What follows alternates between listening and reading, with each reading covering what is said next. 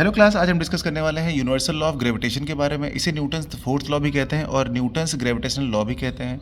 बहुत ही इंपॉर्टेंट है, समझ लीजिए ये वेरी वेरी इंपॉर्टेंट है अपना, वेरी वेरी इंपॉर्टेंट है एग्ज़ाम के पर्पज़ से। ठीक है। तो इस लॉ के अंदर आखिर होता क्या है, देखिए इस लॉ में न्यूटन जी ने क्या बताया था। उन्होंने ये बताया था कि अगर आपके जो बड़े बड़े हेवनली बॉडीज़ हैं, कोई भी दो बॉडीज़ हैं, तो उनके बीच में एक फोर्स एक्ट करता है, ऑटोमेटिक एक फोर्स करता है, जिसे बोलते हैं हम ग्रेविटेशनल फोर्स बोलते हैं। इस लॉ में न्यूटन जी ने बताया है कि टू बॉडीज़ हैं हमारे पास, हेवनली बॉडीज़ हैं, बड़ी बड़ी बॉडीज़ हैं, उनके कुछ मासेस होंगे। एक का मास m है, कैपिटल M है, एक का स्मॉल m है। तो इनका जो प्रोडक्ट होगा मास का, वो फोर्स के डायरेक्टली प्रोपोर्शनल होगा, जो फोर्स उनके बीच में लग रहा है, और उनके बीच के डिस्टेंस के स्क्वायर के इन्वर्सली प्रोपोर्शनल होगा। यही है आपका यूनिवर्सल ग्रेविटेशन लॉ। चलिए इसको समझते हैं।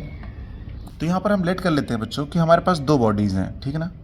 एक बॉडी हमारे पास बच्चों ये है ए, और एक बॉडी हमारे पास ये है बी। दो हमारे पास हेवनली बॉडीज़ है, एक बॉडी का नाम है ए और एक बॉडी का नाम है आपका बी। टू बॉडीज़ हैं। और पहली वाली जो बॉडी है हमारे पास, इसका जो मास है वो हमने कहा कैपिटल M है, और दूसरी वाली बॉडी का जो मास है वो है स्मॉल m है। ठीक। इनके सेंटर से इनके बीच की डिस्टेंस जो है यहाँ से यहाँ तक की ना, यहाँ से यहाँ तक की जो डिस्टेंस है ना, उसको हमने डी से इंडिकेट किया है बच्चों, ये डी है। तो अब यहाँ पर ये हमारे पास क्या है, मास है और ये डिस्टेंस है।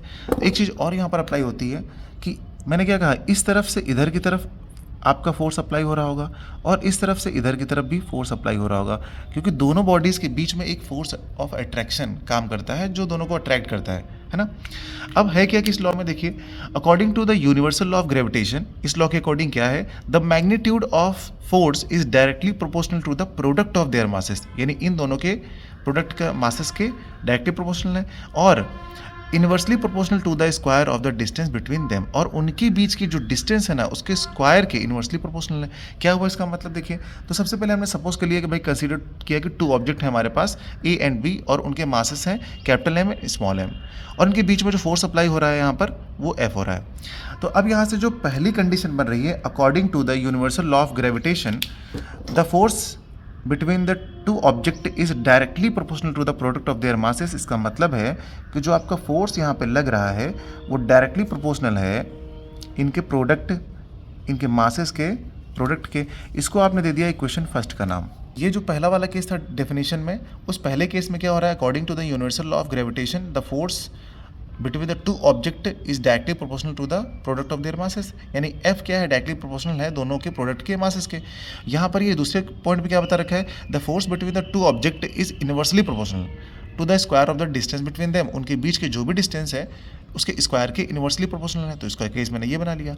अब आपके पास जब ये दोनों इक्वेशन दिख रही हैं, तो आपको मैथमेटिकली अब इसको सॉल्व कर लेना है। अब आप सॉल्व करेंगे इसको from equation 1 and 2, from equation 1 and 2।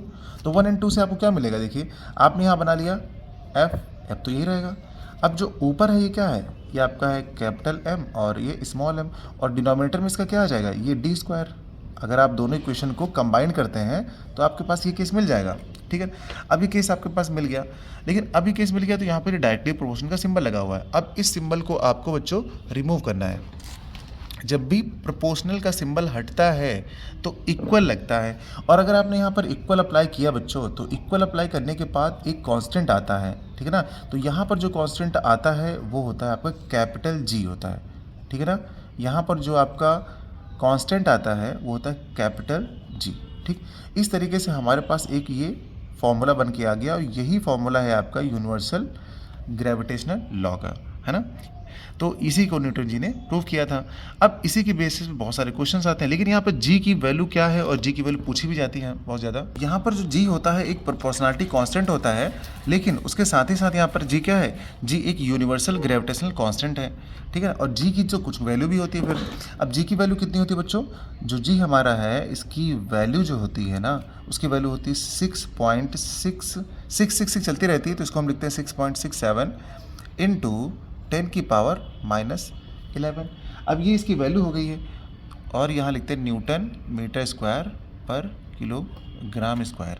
ये क्या है, इसकी यूनिट है। तो इसकी यूनिट क्या है बच्चों, यहाँ पर जो ये लिखा है मैंने यहाँ पर, ये इसकी यूनिट है। तो यूनिट क्या आई हमारे पास, न्यूटन मीटर स्क्वायर पर किलोग्राम स्क्वायर। ये इसकी क्या आ गई, यूनिट आ गई। और ये क्या होगी, इसकी वैल्यू आ गई। बहुत पूछी जाती है एग्जाम में, डायरेक्ट 1 नंबर आपको मिल जाएगा डायरेक्टली यहाँ से कि फाइंड द वैल्यू ऑफ क्या, जी। तो जी की वैल्यू आपको बतानी है, वो भी कौन सी जी की, यूनिवर्सल ग्रेविटेशनल कांस्टेंट की वैल्यू।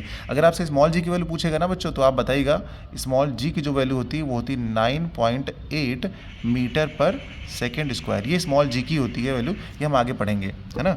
तो इस तरीके से हम लोगों ने ये वाला जो फॉर्मूला है बच्चों प्रूव कर लिया है, बहुत ही ईजी है। मिलते हैं नेक्स्ट क्लास में नए टॉपिक के साथ।